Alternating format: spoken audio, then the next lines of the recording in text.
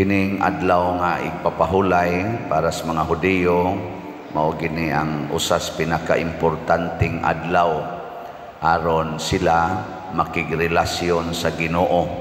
Mao nang biyaan gina nila tanang buhat, wa gibuhaton, way trabaho para gyud matagaag higayon ang Ginoo. Hasta sa ginagmay o dinagko nga mga butang ila ginang gi-specify og maayo, hasta gani ang gibugaton sa ilang alsahon anang adlaw gi-measure gyud na kay lagi hatagan gyud ang Ginoo sa first priority.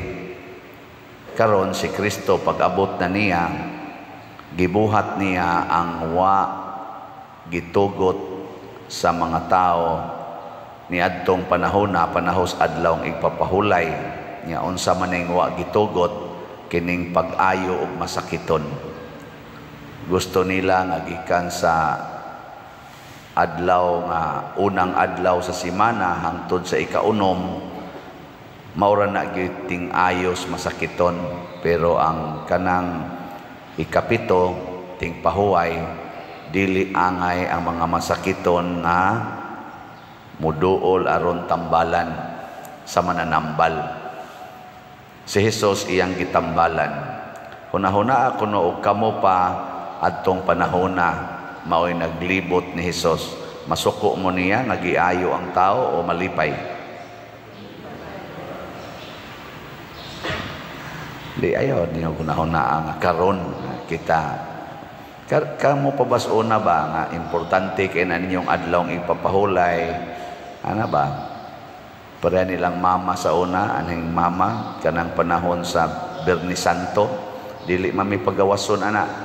Nya mo biya na nindot kay ipangitag kaka kay way klase nya init kay panahon, dali kay kakitag kaka ana. So manuroy mi ngatos banwa, latos day na iniguli. Wa mo kay baw, nga Berni Santo ron. Manirador mig langgam, latos dayon iniguli. Kay nga naman, balaod lagi na nga naandan. Masuko sa tayo. Para ko din panahon aning misa, maingon din ta, kinahanglan ha, kanang bata o muhilak na, dado na to ngatos gawas, aron dili na makadistorbo. Yan ay muhilak bata, niya dili, dado ngatos gawas. Kung sa may yung bata, di ba mulingi dayon mo? Siya siya. Pero iya yan ang giana-ana ang bata, kay haron in taon mo muhilom, wa di halan sa sulod nya ato ding lingion nya di gid patoy kahig anak da, di ba? Kay naa may standard nya kasagaran sa masuko kana gyung naas authority sama aning nagwaling mo na siya na mas authority mo ni kasagarang masuko kon ang balaod gisupak. Abisan sa inyong balay kamo mga ginikanan ay mo pagsod sa hawanan basta basa inyong tiil, gikan mo banyo, gikan mo naligo, trapo usang tiil, di ba? Ay mo tamak-tamak dito gatuto pag yung tubig, hapak na yun. Nanti ka ayo pagkuan. Maayo biya tato yang gibuhat kay gikan do taon tong naligo. Pero imo jung mahapakan. Diyan di tinuod. Kana mga buangon ta. Si Kristo lahi ang iyang pananaw sa paggamit sa balaod. Kung ang espiritu sa balaod mao gyud ang paghatag og kaayuhan sa tao, ang balaod gihimo para sa kaayuhan sa tao, dili ang tao mo'y gihimo para sa kaayuhan sa balaod. Kana gyud mo'y una natong hinumduman. Mao na nga kung makaayo gani sa tao, pwedeng supakon ang balaod. Basta makaayo. Pareha ng balaod nga dili ka mo sana kanang violate ana bang red signal sa traffic ba? Pero kung magwangwang ang ambulance, ang sa may mahitabo, hunong ginatanan, bahala nag-red na. and ginadili ang counterflow. Ilad man gina, pero magwangwang na gani ng kanang ambulance, bisag mo counterflow pa na, padaplig yung kadiha.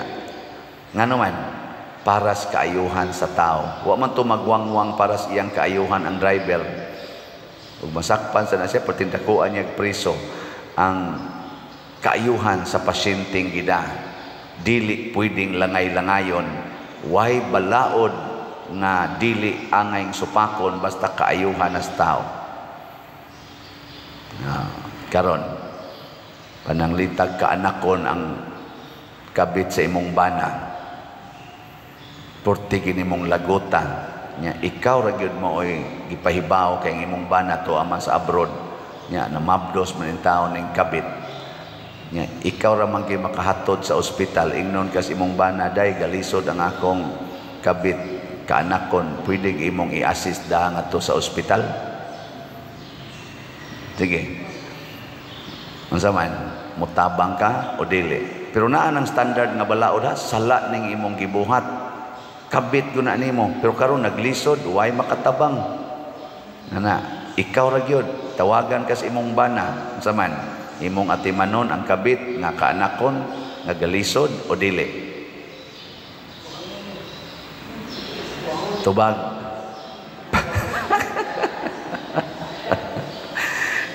Tanawa, di ba? Ang inyong mga naong, labi na mo mga asawa mo, ingon mo, tagot kay ka. Sige, atong balihon, ikaw, bana, ang imong asawa, ikabit sa imong kumpare, gibiyaan na ka, putikin imong laguta. Niya, karon ang iyang kabit, napusilan, galisod niya, wagi kwarta, moingon din mong asawa, dong atong gastuhan ring akong kabit aron madaas ospital. Ano man, ikaw ba na mugasto ka para ipatambal siyang kabit? Ano, gailog mas kinabuhi niya, dadunon magyog ospital. Sus, moingon tingin ba na, dungano ta mong patay buanga mo? Sunod tika, napakay naong musangpit na ko. Ana, maunay atong kinaiya. Matud pa ni San Pablo sa unang pagbasa, ug karon gikalipay ko ang akong mga pag-antos tungod kaninyo. Kay pinaagi sa akong mga giantos, nakatabang ako paghingpit sa wala pa matapos nga mga pag-antos ni Kristo alang sa iyang lawas nga mao ang simbahan. Kinsa man ning simbahan? Ang katawhan sa Dios. Gilangkuban na sa mga buutan o sa mga buangon. Pero si Kristo nag-antos para ana. Sila si San Pablo, ang mga santos, nagpadayon sa pag-antos alang sa kaayuhan sa tibuok katawhan sa Dios. Ug mao kuno na ang tinago sa Ginoo nga ang tanan daing mga tao gihigugma Dios Ginoo. Ang problema lang kung kita na mismo mo'y dili mahigugma sa Ginoo. Kay tungod mo insist kita sa atong pagkabuangon. Pero ang Ginoo mo welcome gid na nato, mo welcome gid na bisag unsa pay atong sala, antuson kita sa Ginoo. Mao na siya importante kayo. Sige, lingay mong tupad. Ing na ato ng antuson ang mga nagpaantos nato ha. Sige. Na atong antoson ang nagpaantos nato, di nata masuko, di nata magyaw-yaw, ana bahala nagsakitan kay ta, hangtod gid ta mamatay. Mao na ang kamatayon ni Kristo, mao na tinago kaning iyang pagkalansang sa cross, mao na sikretos Ginoo nga nagpakamatay siya para gyud sa tanan, dili lang para sa pipila, kung dili sa tanan. Iyan ang gihimong available ang kaluwasan, dili lang sa mga Hudiyo, dili lang sa mga tao nga mutuo niya, para gyud sa tanan. Ngano man, kay kini manggong kaluwasan, nahibaw ang Ginoo nga ato ning gikinahanglan. Murag, we are in need of salvation. Kanang kwarta, di man na makasave. Di na makaluwas, kwarta, dungog, kanang mga kalampusan nato din sa kalibutan, mo graduate imong anak, mahimong summa cum laude or nindot na kaig trabaho, dagko na kaig sweldo, di na makaluwas di gid na makaluwas. Ang tinuod natong gikinahanglan ang kaluwasan sa atong kalag, liberation from sins, from the bondage of sin. Doon na day kwarta nga makapawagtang og sala. Kadaghanan hinusdaghag kwarta, puwerte na noong sa. Naadi ay kabright kanang imong pagka-genius nga makawagtang og sala. Kasagaran hinos mga bright, mga maro kay nastanan, puwerte na noong sala ana. Naaday kagwapa nimo, kanang kasiksi nimo, nga mudaog jud kag Miss Universe o kanang mga mutya-mutya, mga binibini ng Pilipinas, makawagtang din nagsala kanang imong honor. Oy, dili oy. Kasagaran sa mga honor students, mga buangon, mga proud kayo, mga bugo mo diha, mo labutan mo. Kami des una high school pa mi, labaw na gyud tong kuana ba kanang naamagi din ang kuntis-kuntis aning ni ang mga bright. So sa mga bright kidto sila lagi magtipon-tipon, ang mga bugo in town adto lagi sa Daplin. Nganong di man kamo tipon, ay mga bright na sila di ta kakuanan, di ta ka-relate. Ang kato sa mga gwapa-gwapa nga mga babae sila say magtipon, kato mga tag-as og height, mga player sila say magtipon. Ang mga putot in town magsigilag tanaw yan di man kamutip, may insecure tanaw tag-as kay sila height nabang wa gyud bay tanawa sa taong panginahanglan dili makaluwas. Kanang pagpamalit og slot makaluwas na dili, kana may makaluwas di ata na common ang bright, ang bugo, ang batignaw, ang pobre ug ang dato anha ta diha mahimong equal inigpalit og slot. Bisan gani sa kanang kaluwasan nato sa kalinaw ug kalipay, wa gyud kwartang makalipay basta dili nimo na ipaambit ngadto sa simbahan or sa katawhan sa Dios sa mga nanginahanglan. Ang simbahan manggod mga igsoon pirming nanginahanglan. Pirming nanginahanglan. Ngingon dayon ta nganuman tungod kay nagatiman man siya sa katawhan nga nanginahanglan. Ingka dato man kay mga pari pader. Ang pari tingali wa magkinahanglan, pero ang mga katawhan nga naa sakop sa simbahan nanginahanglan. Nya gasto kayo ning atong panginahanglan labi na gyud ang kaluwasan. Bisan gani kanang kaluwasan lang bitaw nimo sa imong kaso, kanang kaso nato ba nga ibalhog tas bilangguan. Na daghan dias liluan ay wa pagid kalaya. Tabok pa kagid to si PDRC, Cebu City Jail ug uban pa mga jail. Kadaghan suwa makalaya nganuman. Way makatubag sa ilang panginahanglan. Kinahanglan sila abogado, kinahanglan sila kwarta. So gasto kayo.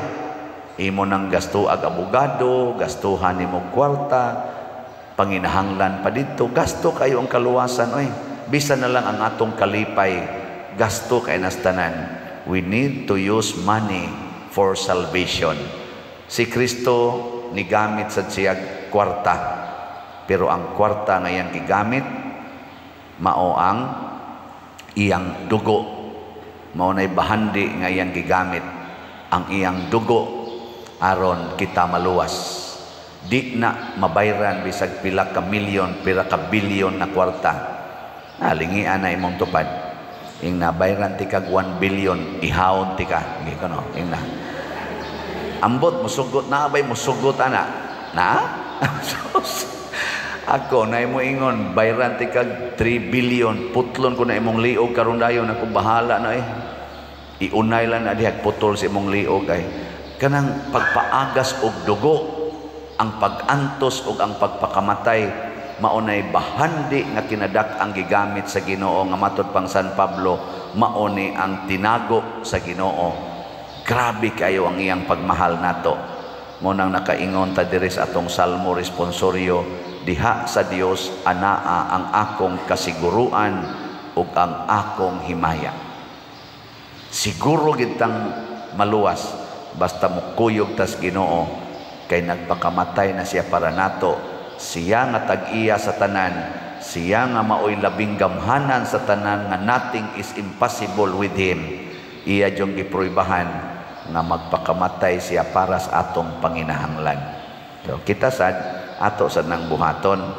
So muna kamong mga asawa, kung kaanak ko na ang kabit sa inyong bana, inyo ginang atimanon basta na amoy time. No, nya kung pananglitag wa ka pa atimanas pagpanganak, basi gihilanta na mabughat o nya nagmanglaba, ikaw na lay panglabas iyang bulingon. No, laba ka imo nya ihatod lang sa nimo ngadto niya. Ako lang ning labhanday kay basig mabughat o nya ka kay ako ra mano katong nanganak ko ani ako mga anak bughatonon kay kustanan. Salamat kayo ma'am ha. Sunod tuig na nasay manghod imo na sa labahan. Okay mo ana. Impernohonon mo. Ang Ginoo sukad pagid sa una hangtod karon naa ginang pag-antos nga matud pang San Pablo ato pagining sumpayan kay makumpleto ra gid ni kun matapos na ang kalibutan. Sige ginang pag-antos alang sa kaluwasan. Sige, practice nila ng imong tupad. Ina sugod karon luwason tika. Sige, ina luwason tika. Pasabot antoson tika. Beka mo sa mga mamalit og slat, ingna ko ninyo. Sugod karon Father, antoson tika. Sige, ingna ko no. Ready? Go. Kana palit gyud og slat, bahala wa na mo'y kwarta aron makuyapan mo sa kagutom, pero malipayon ang simbahan. Di ba? Sige, manindog na ta katong muluwas.